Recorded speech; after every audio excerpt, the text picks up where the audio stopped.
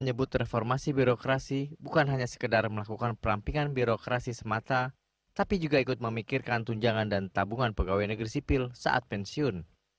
Itu yang membuatnya mengusulkan bagi aparatur sipil negara atau ASN, atau pegawai negeri sipil PNS yang memasuki pensiun akan mendapat dana pensiun sebesar 1 miliar rupiah. Tujuannya agar dana pensiun itu bisa meningkatkan kesejahteraan para pensiunan. Cahyo juga mengklaim idenya itu sudah dikomunikasikan ke Menteri Keuangan Sri Mulyani. Ia juga sudah bertemu dengan pihak PT Bank Tabungan Negara Persero terkait wacana ini. Namun belakangan Cahyo meluruskan pernyataannya terkait dana pensiun PNS tersebut. Ia mengaku tak pernah mengusulkan pemberian dana pensiun 1 miliar untuk PNS saat berbincang dengan Menteri Keuangan Sri Mulyani. Menurutnya pembicaraannya bukan usulan tentang PNS dapat dana pensiun 1 miliar, namun yang dibicarakan adalah pengelolaan iuran bulanan ASN yang dikelola PT Taspen. Ketua Umum Korpri Zudan Arif Fakrullah menyebut soal tunjangan hari tua bagi PNS hal pentingnya harus dipikirkan. Menurutnya reformasi birokrasi tidak hanya dengan memotong struktural birokrasi, namun juga mulai membenahi kerangka regulasi, sistem karir, kesejahteraan dan perlindungan hukum.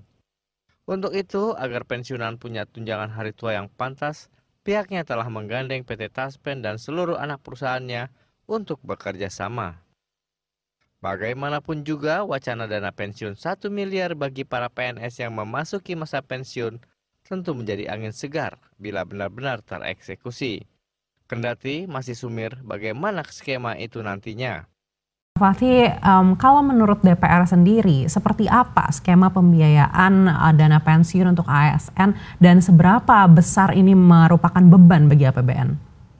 Ya, sebetulnya ini kan sudah dialokasikan terkait dengan pembayaran pensiun bagi PNS dan juga TNI Polri yang sudah purna kan gitu. Jadi kalau disebutkan ini sebagai membebani APBN ya tentu ini adalah bagian dari pengeluaran rutin gitu. Baik, tapi apakah skemanya selama ini cukup membebani APBN dan skema apa yang mungkin menurut DPR ini lebih tepat? Ini kan sudah berjalan dari tahun 1986. Jadi kalau disebutkan bahwa ini membebani APBN bukan seperti itu. Ini adalah pengeluaran rutin belanja ya memang yang diperuntukkan bagi teman-teman ASN dan pegawai negara yang sudah pensiun begitu. Baik, kita tahu ada rencana untuk mentransformasi pembayaran pensiun ASN dari Taspen dan Asabri ke DJPB. Tanggapan dari DPR seperti apa?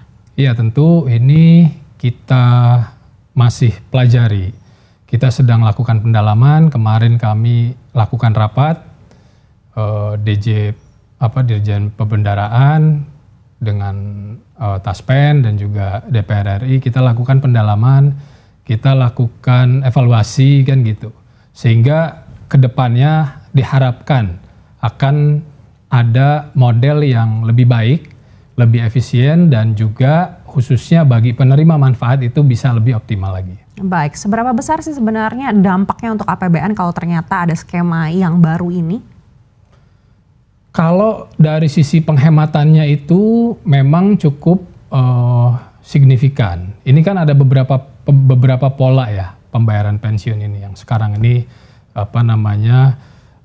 pay as go kan gitu. Nah, sedang dibicarakan untuk bisa menjadi fully funded, tetapi itu semua masih di dalam tahap pembahasan. Baik, apakah memang meskipun ini rutin dilakukan, tapi karena jumlahnya terus merangkak setiap tahunnya dan naik, ini yang akhirnya menjadi beban bagi APBN? Iya, ini sekali lagi bukan kita sebutkan ini sebagai sebuah beban gitu ya. Memang ini sebuah pengeluaran yang sudah rutin dilakukan. Namun kedepannya kalau memang ada metode yang lebih efisien, kan kenapa tidak dilakukan gitu. Nah ini yang sedang kami evaluasi sekarang. Baik, lalu risiko apa yang menurut DPR ini mungkin terjadi apabila terjadinya transformasi atau perubahan skema?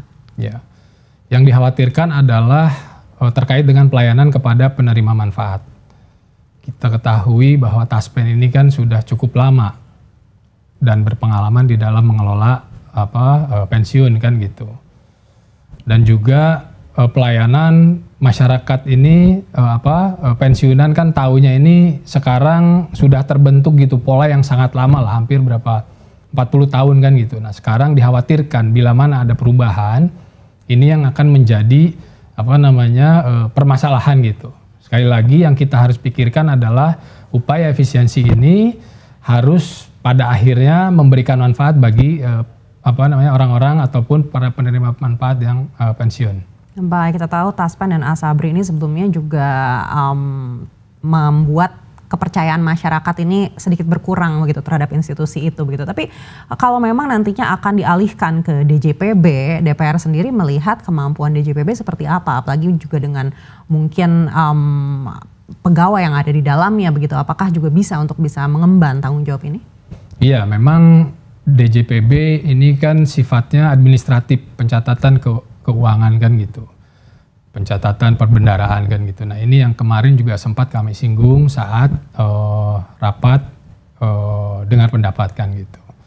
Ini yang ingin kita ketahui seperti apa rencananya kan gitu. Bila mana dilakukan pengalihan, tentu kita mendukung semua upaya efisiensi, pasti kita dukung. Namun demikian jangan sampai ada hal-hal lain yang kemudian terkorbankan. Sekali lagi khususnya bagi penerima manfaat atau pensiunan gitu. Baik, apakah menurut Anda ini juga memang terkait dengan kepercayaan terhadap institusi Taspen dan juga Asabri yang mulai berkurang? Saya kira kalau memang terkait dengan masalah kepercayaan itu perlu kita pisahkan ya Mbak ya gitu. Artinya kalau ada oknum-oknum yang memang berbuat salah dan sekarang juga sudah dihukum kan gitu. Saya kira itu tidak fair juga kalau misalnya kemudian karena perbuatan 1-2 orang institusi menjadi korban. Nah yang menjadi fokus ini adalah ke depan bagaimana untuk bisa mengelola pensiun, bisa menjalankan memberikan manfaat kepada para pensiunan dengan lebih efektif gitu. Sehingga jika bisa dilakukan efisiensi maka kan anggaran tersebut bisa kita realokasikan untuk hal-hal lain yang lebih penting. Baik, tentunya tugas DJPB nantinya ini tidak hanya sekedar untuk melayani pensiunan, tapi juga bagaimana caranya bisa mengelola risiko investasi yang ada begitu. Apakah kemampuan yang ada saat ini menurut DPR sudah cukup untuk ada di DJPB? Itu yang menjadi concern sebetulnya. Yang pertama terkait dengan pengalaman di dalam mengelola ekosistem ini. Yang kedua risiko investasi kan gitu. Itu salah satu concern juga. Yang ketiga itu terkait dengan ekosistem yang memang sekarang ini sudah lama terbentuk. Lebih dari 39 tahun kan gitu sudah ada nih. Sehingga di dalam bila mana ada perubahan-perubahan ini kita harus pastikan bahwa tidak akan mengganggu fungsi memberikan manfaat kepada pensiunan. Adapun langkah-langkah efisiensi itu kita dukung. Pasti kita dukung, cuma kembali lagi jangan sampai langkah efisiensi ini pada akhirnya merugikan para penerima manfaat pensiunan gitu. Baik, upaya apa yang menurut DPR ini sangat urgent untuk mungkin dilakukan DJPB sebelum akhirnya terjadi transformasi atau pengambil alihan tanggung jawab ini? Jadi ini masih kita lakukan evaluasi. Kan ini baru masuk